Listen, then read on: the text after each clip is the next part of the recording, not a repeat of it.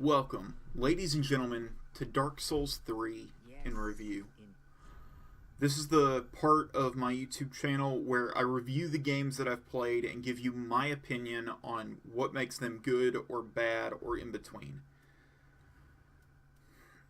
I want to start off by saying Dark Souls 3 is an excellent game.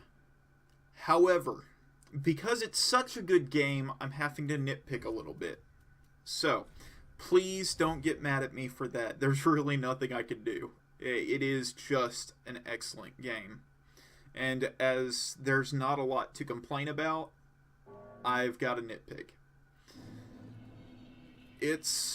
Dark Souls 3 is unlike a great deal of games out there today, in that it is truly memorable. I will remember the Dark Souls series for a long time after it's gone. Dark Souls 3 and Dark Souls 1 particularly. That said, Dark Souls 3 does suffer from what I'm calling Bethesda bug. Bethesda bug is defined as when a game is otherwise excellent, except for the large number of bugs that can make the game frustrating to play. Who knew? If all you were looking for is a straight up recommendation, here it is. Dark Souls 3 isn't perfect. Not by a long shot, but despite its flaws, it remains an excellent game. 9.0 out of 10. If that's all you want, then I'll see you later. If, however, you want to learn why Dark Souls 3 gets that rating, please stay on.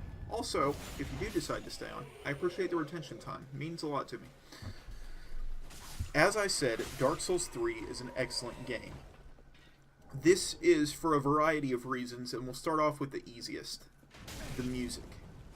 The music with Dark Souls 3 is amazing. The entire Souls series has always had excellent, excellent music. That the music only shows up in relevant locations and boss fights only goes to enhance the oppressive atmosphere and really enhances the game in ways that you just can't put on paper, though I will try. The lack of music leaves a lot of quiet time for you to just think about what's going on in the game, lets you think about the boss fight that you've just had, or perhaps think about the long journey that you've had thus far. However, when the music plays, you know you are fighting against something truly epic, a god, a demon, something that should be able to wipe you out like you're an insect. However, you can still beat it. That's the only stuff that I just can't... There's more, but I can't explain it. The music gets a perfect 10 out of 10. It's that good. I know that may not seem satisfying, but you've got to listen to it and play it for yourself in order for you to truly experience why the music is so great. Next is gameplay, and the gameplay is stupendous, but just a distinction, I am separating it from combat. In Dark Souls 3, they took all the best parts of Dark Souls 1 and 2, as well as incorporating the parts that fit from Bloodborne, crammed them all together, carefully polished each of the features until you could see your face in the mirror that they made. A couple of different examples. First off, they put into place the Dark Souls 2 system of bonfire traveling. This was an excellent choice, as it kept travel from being tedious like it could be in the first part of Dark Souls 1. Secondly, they added the chest mechanic from Bloodborne, limiting the amount you could carry, but ensuring that if you needed more supplies, you could just get them from the nearest bonfire rather than have to travel back to the shrine to buy more. This was done in previous games as well, but it wasn't quite as polished in my opinion, because if you wanted to refill, it was a manual process of taking it directly from your chest and then putting it into your inventory, rather than just automatically refilling from your kit. Also, I feel like they really cleaned up the UI for Dark Souls 3. It's not stellar, but it is far better than it was in either Dark Souls 2 or Dark Souls 1. This all comes together to give a great gameplay in the game. 9.5 out of 10. Next is combat. As always, the combat is really good, with one glaring exception: the camera. Yeah, combat is ruined in cases because of the terrible camera. This was most important in fights with large enemies like Vort and Nameless King. Though for me, it also showed whenever close quarters combat forced you into a corner or you were forced to fight directly underneath a boss, which was unfortunately fairly often. In most of the cases with the camera, it was being locked into the corner that left me with no view of my character until we were already dead. I imagine the camera controls would be better if locking onto enemies wasn't as necessary as it seems to be for most players. That said, the camera controls are really about the only real problem I have with combat, but it can be so debilitating at times that it can make the whole experience a massive pain. Combat gets an 8.0 out of 10. After combat comes the real focus of Dark Souls 3, the bosses. The bosses in Dark Souls have changed from previous games. They now operate on a two-stage design. The first stage has them in a weaker form of the second stage, but the second stage's attacks are powered up, often have some form of elemental attack, and also tend to affect larger areas than in the first stage. The variety of bosses in Dark Souls 3 is truly excellent, in my opinion.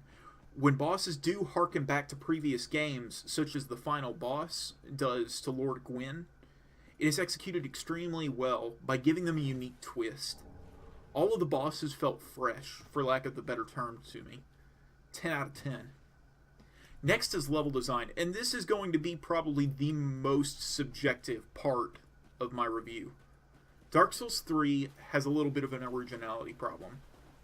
This isn't necessarily a bad thing in most cases. In fact, in some cases, I think it actually works well, as with the bosses.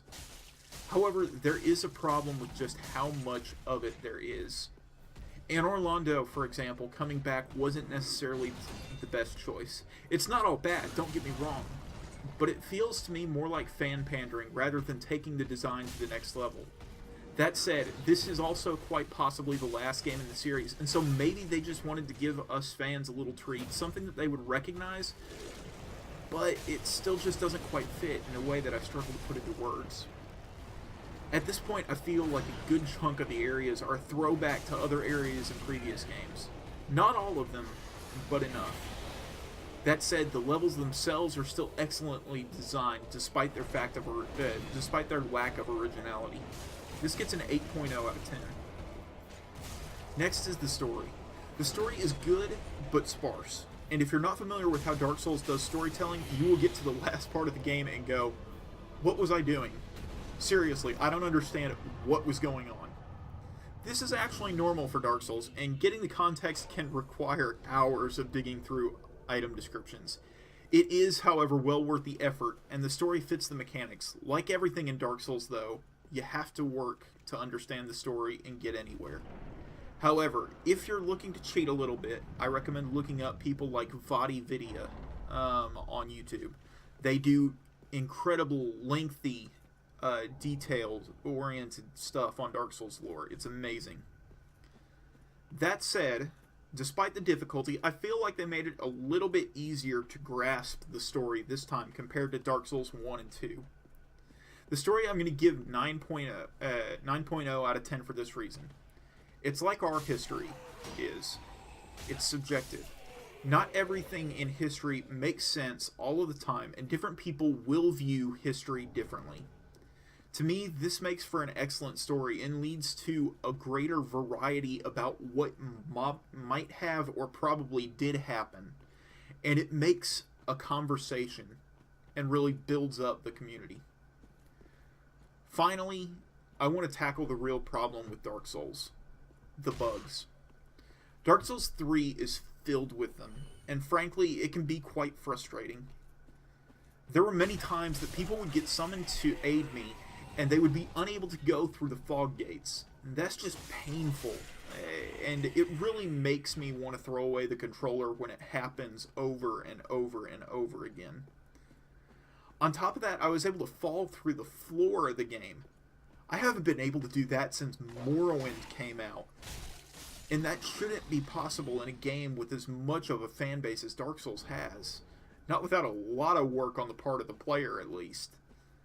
Unfortunately, that does tarnish the diamond that is Dark Souls 3, and it leads to my overall score of 9.0 out of 10 rather than being something higher like a 9.5 or a 10 straight up.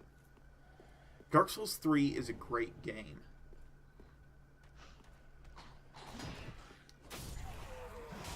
However, despite the bugs, Dark Souls 3 is a great game. It's heartfelt. It's exactly what I want from Dark Souls 3. It's exactly what I want to end this beloved series. And forgive me if I get a little bit choked up right now, but this series has been a struggle. I mean, it really has, and it's designed to be. But just as we've succeeded, our players have succeeded in the game, so the developers have succeeded, and now it's time for them to move on to greater and better things. To wrap up, Dark Souls 3 is a great game. Yes, there are the bugs, but if you look past them, you'll find a game that is well worth the time you'll put into it. And you will put time into it. This Dark Souls is quite simply the most accessible Dark Souls thus far. However, that doesn't mean that it's easy in any way, shape, or form.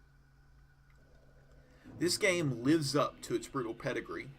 However, I would say that it is the easiest to understand straight out of the box than any of the other games. This is the game that I want to end the Dark Souls series. I can't ask for better. I don't want another Dark Souls at this point. I want this series to end on a high note. And this is a very high note to end on. Thank you, From Software, for this game. Excellent job. I was worried after Dark Souls 2 that Dark Souls 2 and 3 would be like the prequel trilogy from Star Wars. Terrible and filled with Jar Jar Binks. And I wanted better for this game series. And indeed, I got it. This game has earned every point it got. 9.0 out of 10. There isn't anything else that needs to be said on my end. Thank you, ladies and gentlemen, for this amazing journey. I greatly enjoyed my playthrough of Dark Souls 3. And if you haven't played it yet, I strongly encourage you to get it. Dark Souls 3 is quite possibly genre defining. And I love it for that. There's so much more that I could say, so much more that I want to say, but I think that it's maybe an experience that you should have yourself.